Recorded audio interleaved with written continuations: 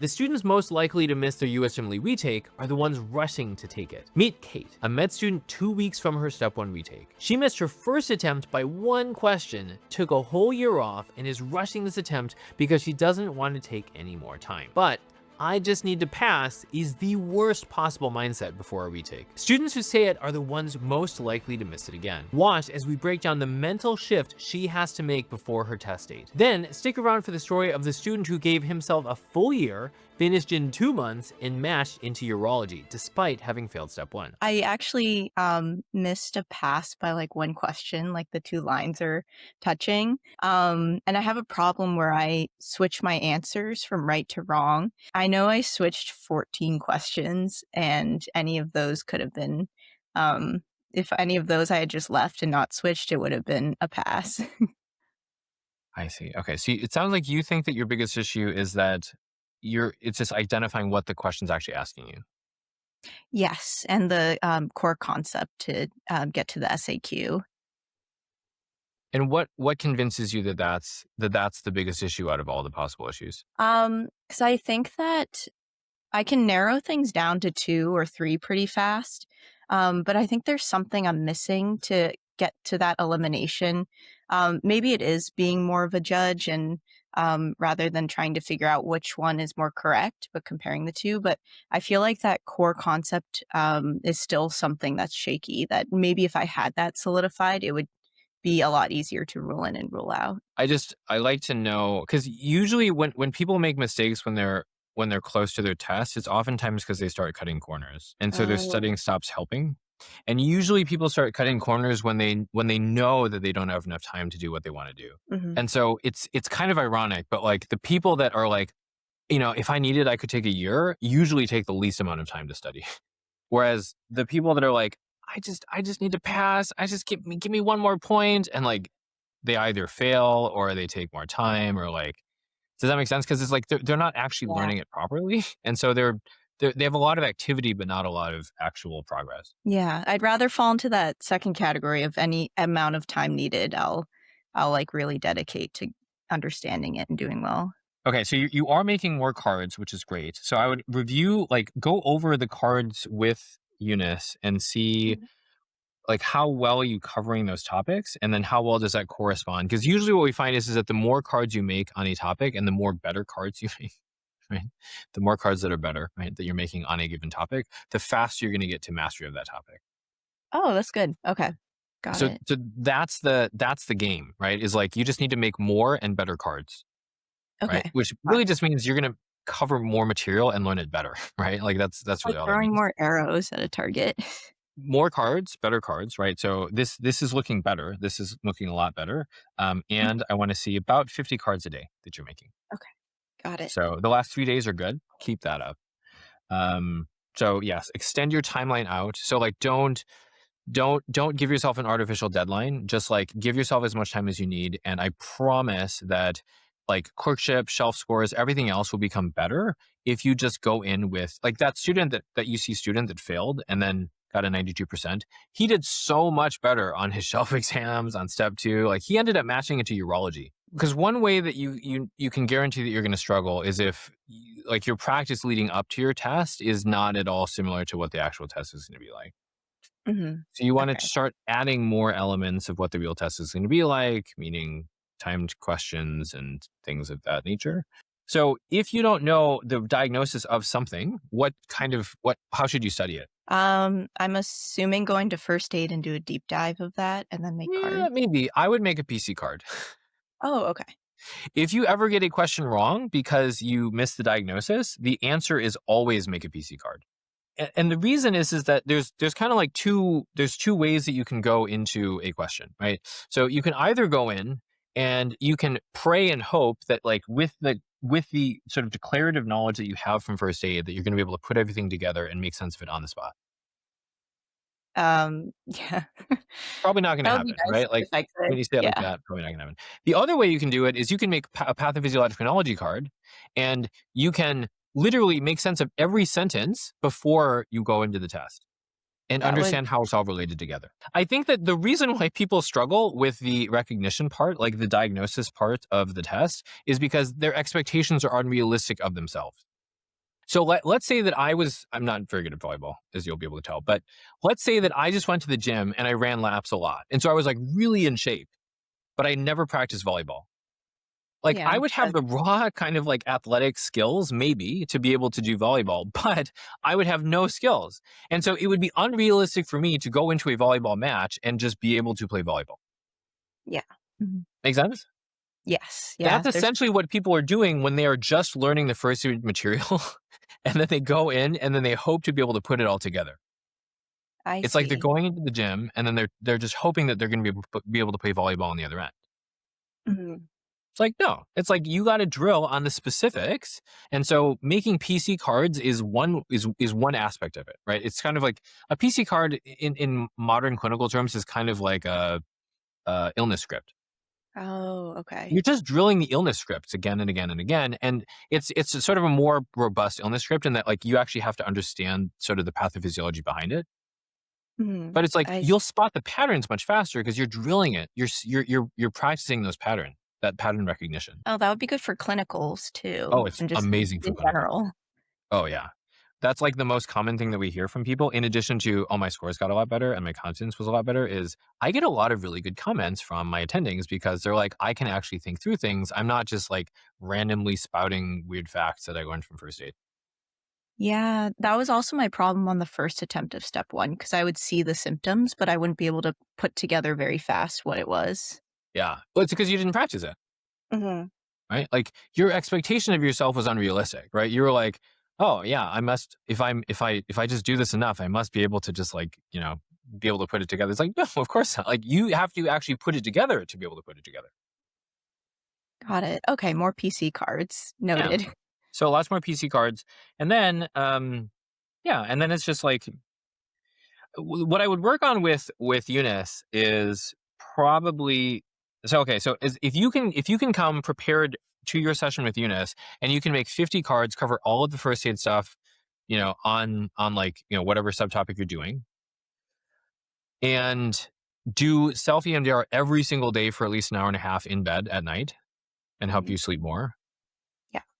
And make lots more PC cards so that you can like put these things together and like it kind of clicks. Mhm. Then you'll have kind of like the foundation where in your next session with Eunice, you can sit down and she can drill with you on like standalone questions and things like that, Okay. Got right? it. Because if you have all of that, then it becomes a lot easier for you to pick up the concept. Because like, I mean, yeah, I think it might be unfair for you. It's like not realistic for you to be able to look at this and be like, oh yeah, well of course the concept is like coronary artery vasoconstriction.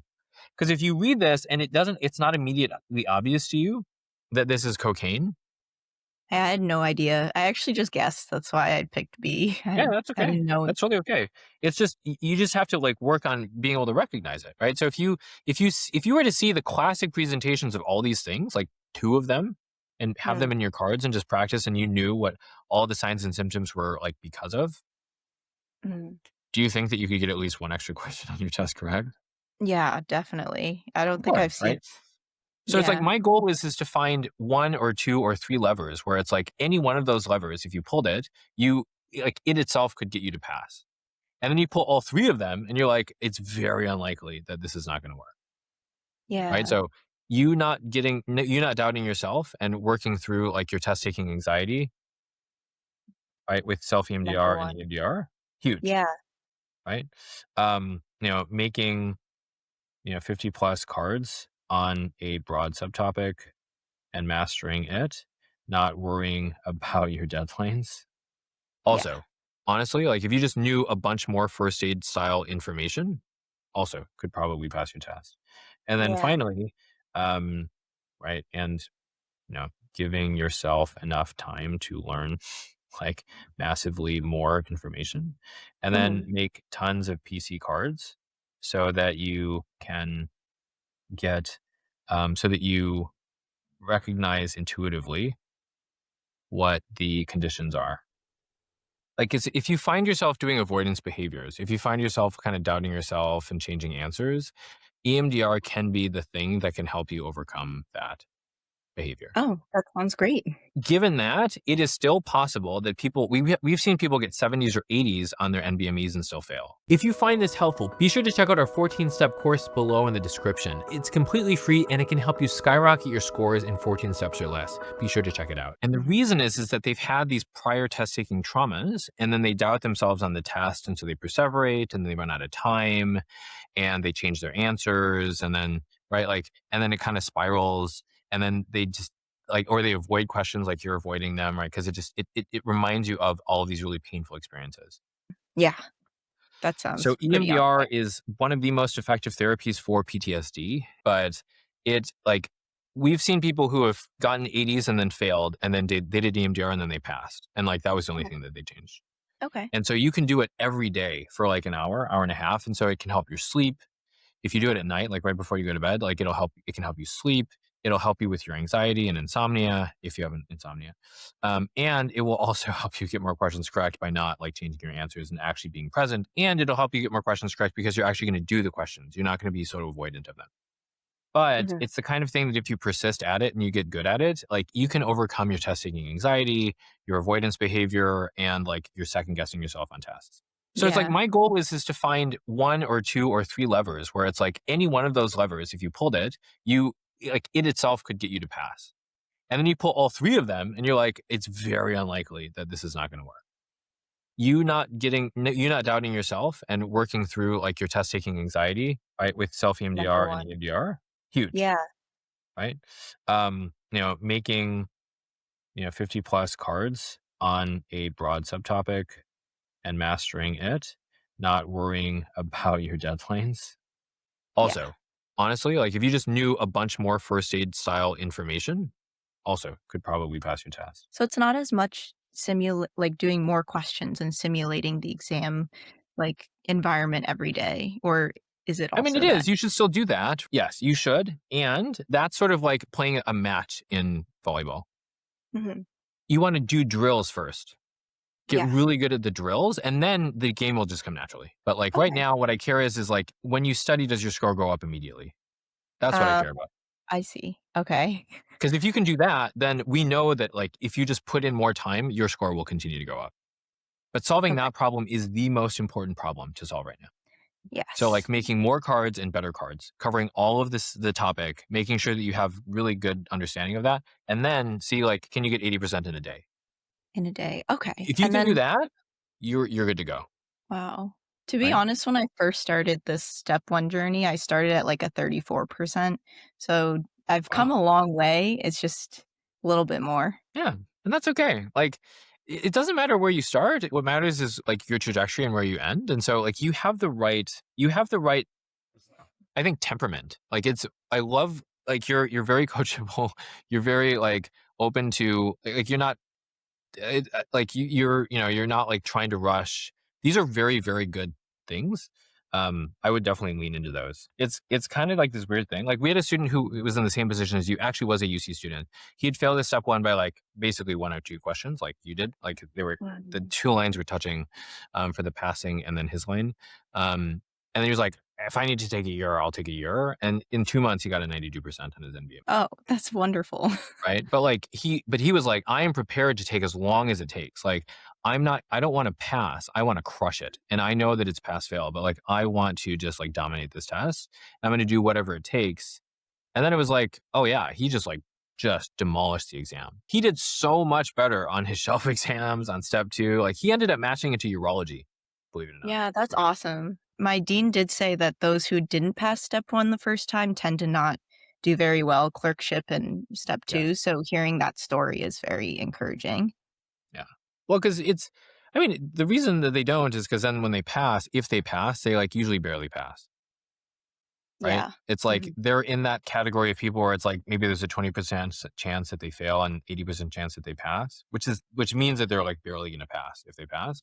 And so, Yeah. yeah, those people tend to not do very well because there's a lot of overlap between the material in step one and the kinds of things that you need to know on your clerkships and shelf exams and things like that. Yes. Perfect. All right, Kate, it was so nice to see you, and I want to hear much more about your progress. I'm excited because I think that like You know, if you just do these things, I think that you can see a significant, it's going to be hard, right? It's going to be very hard. Like you're going to have to change a lot.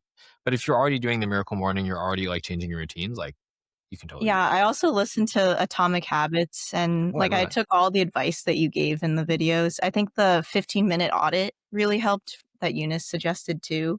That's great. That finally got me going. Every 15 minutes I tried to do I love something. that. So yeah, I'm determined to take all this advice and really implement it. Perfect. Awesome, Kate. Well, it's really nice to see you, and I really look forward to seeing your progress. I just need to pass is the most dangerous mindset on a USMLE retake. Kate's shift to I'll take whatever time I need is what gives her a shot at clearing it on this next attempt. But telling yourself you have time isn't enough by itself. You need the framework that uses the time well. The students who pass after a delay follow a proven 10-step system. In my next video, I'll walk you through it. Click here to watch how to guarantee a step 1 pass.